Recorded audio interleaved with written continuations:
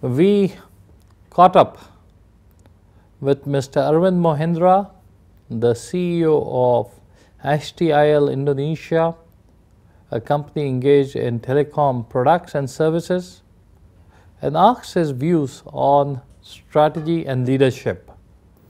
See, given the fact that the industry is so fast moving and so fast changing, you need to have a very clearly articulated strategy.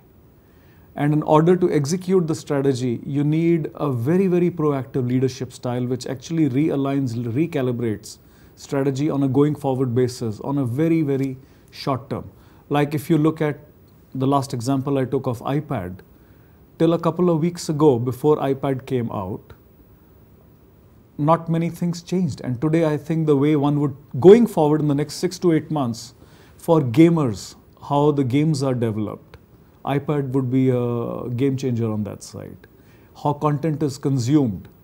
Today, I'm very comfortable. I go onto the internet and for free, I can browse New York Times or Wall Street Journal. Wall Street Journal would have some subscription sections, but mainly a lot of content on the internet is free. But if you put it in the iPad context, you can monetize that content. Because the same content which is free on web, you could still monetize it given the ease at which you could be accessing the content. So given the fact that industry is changing so rapidly, I'll take another example, like let's say 3 years ago, when in our organization per se, when we started out, we had a very finite range of ultra low cost handsets. And today in the last 3 years, we've moved away from just having ultra low cost handsets to having an end-to-end roadmap, which comprises not just of the 3 handsets we had 3 years ago, but a little over 100 devices. Devices going into ebook readers, Android devices, Windows mobile handsets, multimedia handsets, and whatnot.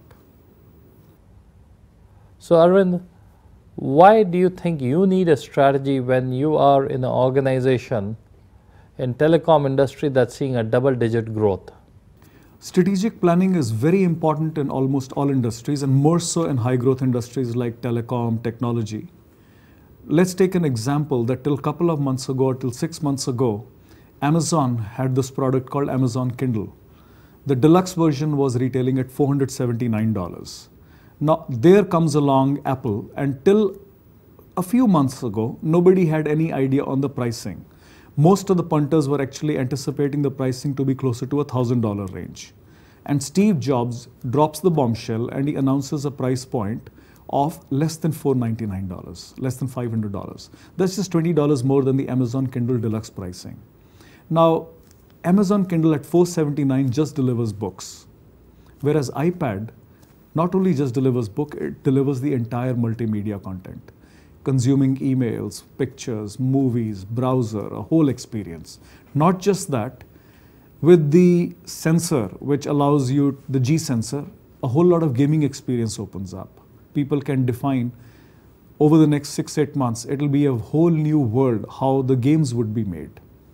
Now, given the fact that the industry is so fast changing, almost everybody needs to watch out or perhaps be a step ahead as to how to compete against the newer products that come in at a much lower price points. With that, we come to end of tonight's show. I'd like to thank our guest tonight. We'll be back next week. So don't go away. Till next week. Have a good night.